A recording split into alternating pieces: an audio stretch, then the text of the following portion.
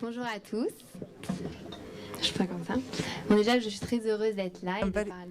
Very happy to be here. Parce que je suis la fille de Charlie. I am Charlie's daughter, as we said.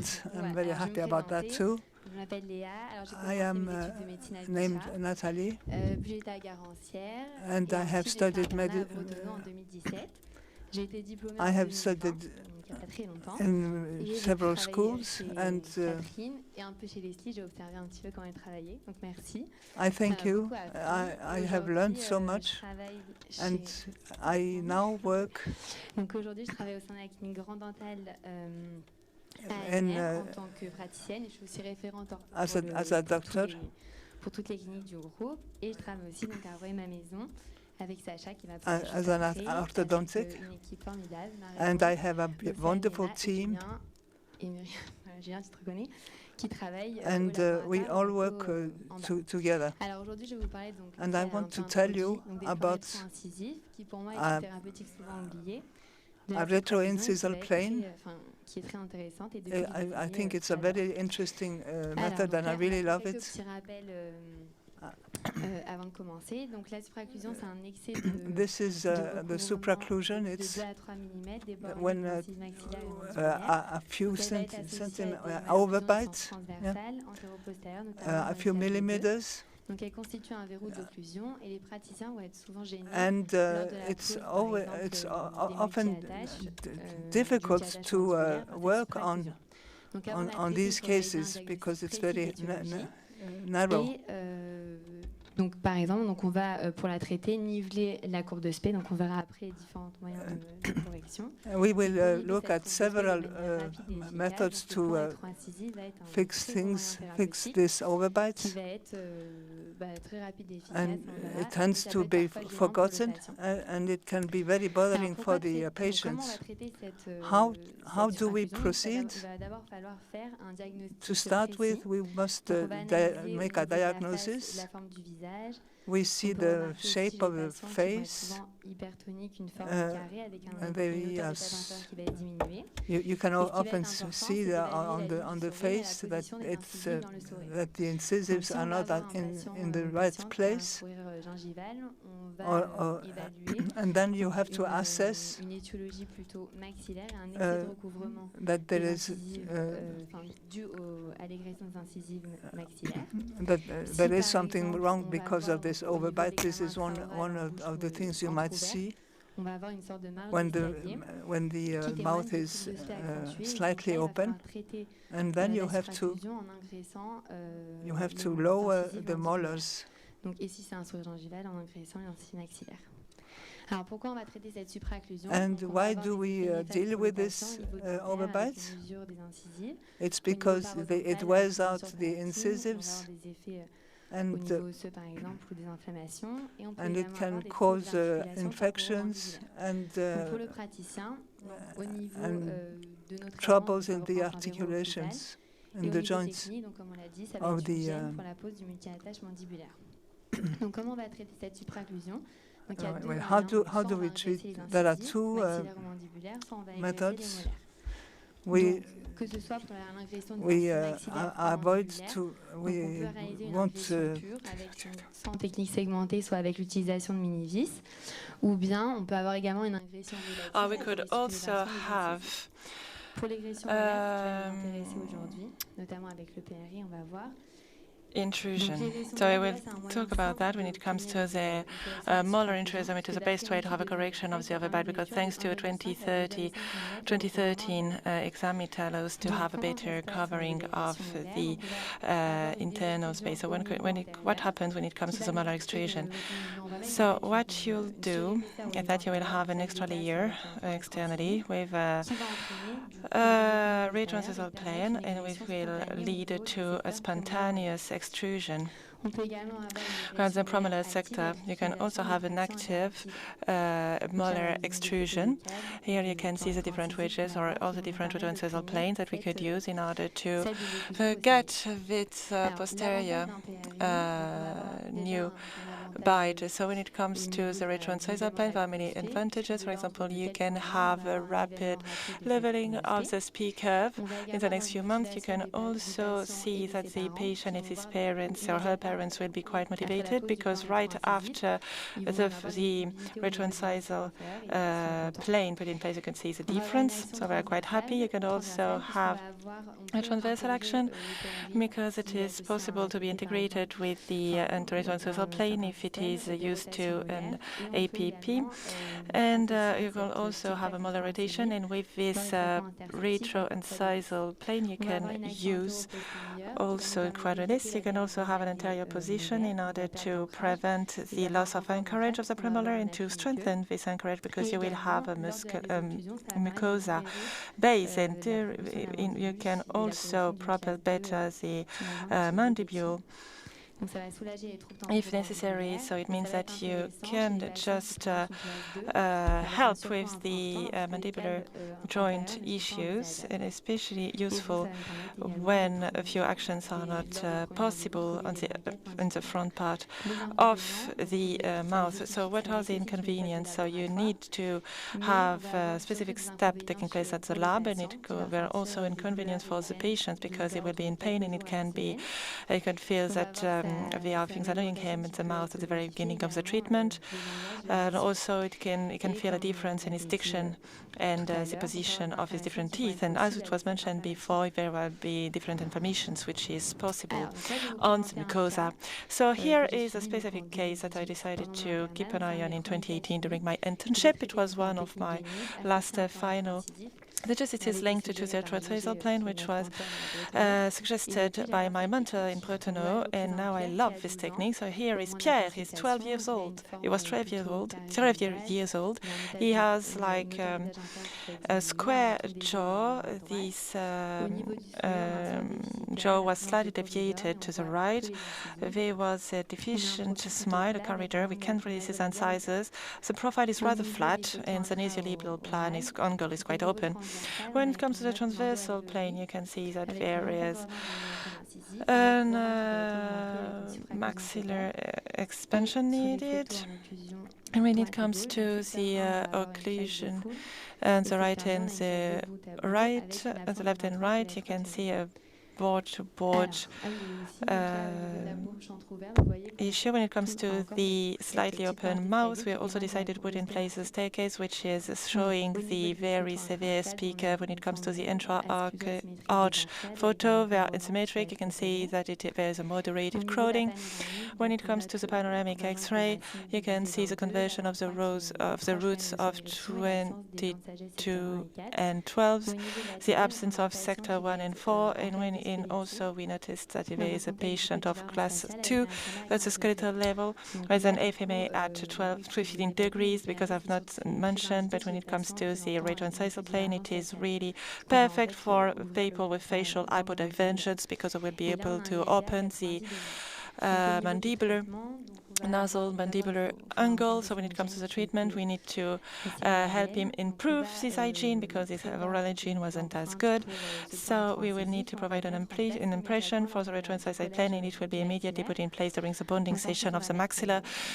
Then we will be able to put in place the brackets on the mandibule, and we will put in place it on everything on the 23 thanks to coal appliances. We will shift the retroincisal plane when posterior contacts are obtained, and then we put in place the retention. Here is the reassessment after 12 months. So the retroincisal plane was being taken off after 10 months. Here are photos when you can see that there is a broader smile, the incisors are more visible, the smile is more harmonious. And here are the photos in order to show what's happening inside his mouth. You can see that the upper part is completely solved, that the mid part of the mouth is completely coordinated. When it comes to the anterior posterior position, there is still a class 2 on the back that needs to be corrected. So here are the pictures by the end of the treatment that I would like to show you. It lasted 30 months. There was the COVID, and it wasn't so cooperative in the end, but you see that his smile is rather beautiful, even if it's quite shy, because we just took off the brackets, and everything is put it back into place. So you can see that the gums are quite inflamed, a little bleeding. So maybe we should have expanded the area a little bit more at the beginning of the treatment. But when it comes to the vertical situation and the lateral posterior situation, it's rather great. So here is the lower and upper arch. Is the wire put in place. If you want to put in place a right transversal plane on brackets, here we need to put them down and put classic brackets in order to make sure that it won't lead to issues on the transversal side. So here you can see that the X-ray is okay. Here you can see that there is a skeletal class 1, but we will be an IMPA which augmented for more than 12 degrees. And you can see that the overbite has been corrected thanks to the retroincisal plane, but it has been also corrected thanks to relative molar extrusion and relative intrusion of the incisor. So I provided a short analysis. The main goal of this analysis was to show the relation between the retroincisal plane is put in place and the mandibular incisor to mandibular plane angle. So here I decided to provide the analysis of 5 different patients during their treatment in order to analyze their IMPA. So you can see the difference between the IMPA, the mandibular incisor to mandibular plane angle. So we provided analysis on the D-Day, and then 9 months later, so she has a severe overbite, class 2, an overbite, and a short diastema on the mandibular side. Here we noticed what happened during the placement of the retroincisal plane, and here you can see that the model was not took care of in the arch. So here, a few months after the implementation of the retroincisal arch, everything improved, but there are still a few things to improve. Here are the X-rays from profile. We went from an IMPA of 100 degrees to an IMPA of 103 degrees. Here is Baptiste with a total overbite, very severe overbite. So we have a full class 2 on the left and a board-to-board class 2 on the right. When it comes to Baptiste, when it comes to the retroincisal plane, an ATP was put in place by the restoration specialist, and I decided to add blue wedges. Maybe was it a mistake, but I should have asked to the lab to provide the necessary thickness, because it didn't work with the 6s, so I needed to add thickness. So, but I could have sent it back and add thickness, but I decided to put wedges instead. So here you can see the before and after pictures after 8 months, that the evolution was rather important and that it motivated the patient, especially when he saw the solutions provided for his overbite. So here at the beginning of the treatment, you can see that the MPA is 90 degrees, and at the end of the treatment, or 8 months after the treatment, we had a 92.5 degrees. So here is Leni. Leni is 14 years old. I decided to put in place a retroincisal plane. I could have put wedges, but I had a little surprise, because here's a class 2 on the left and a full on the left and board-to-board on the right with the severe overbite, and the retroincisal plane which was put in place had to be twisted a lot, and thanks to Leslie, the same as Leslie's wedges, we could propel the mandibule. And here I didn't put in place intermaxillar bands, elastic bands, and you can see on the second sector that it is quite significative, and you can see a great improvement of the class 2 just with a retroincisal plane without intermaxillar maxillar traction, and you can see that the patient decided to propel himself, his mandibule, on the front. So when it comes here to the different X-ray, it is IMPA 95 degrees and 100 degrees after 8 months of treatment. So here is another patient, Ruben. He is 13 years old. It is also a transfer case. He has a class 2 another bite, full class 2 beforehand. He had brackets for 12 months, I think. So I didn't get the front bite photos, but here you can see the bite on the left and on the right, and you can see that there is a great improvement of the overbite. And his father told me that at the very beginning he was very annoyed because his son couldn't eat properly the very first day, but when I showed him the before and after pictures, he was delighted. So here are profile photos. At the beginning of the treatment, we have 104 degrees and 109 degrees after 7 months, 8 months. And here is the last patient, Alan, 15 years old. So it is rather different with him because he has a very severe class 2 overbite. He went to another orthodontist who wanted to put retainers in place. But when he came to see me, I didn't want to give him retainers. So I convinced him to use sagittal first, which is a way to correct class 2. It is the same as a carrier, but thanks to the Genius system. So as Emmerich showed beforehand, I think it was last year or 2 years ago, I don't even remember. So the overbite has been drastically improved. There's still a lot to do when it comes to the class 2, but we can see an improvement when it comes to the overbite. When it comes to the profile X-ray, it went from an MPA of 82 to 91 degrees. So of course he had to wear elastics, which could have aggravated the incisor version. So here are the different IMPAs at T0 and after 8 months of treatment. So overall there is an increase of this value after a few months. So obviously this is a sample analysis which would require a study without bias, but indeed we still have measurements or bias of measurement and evaluation.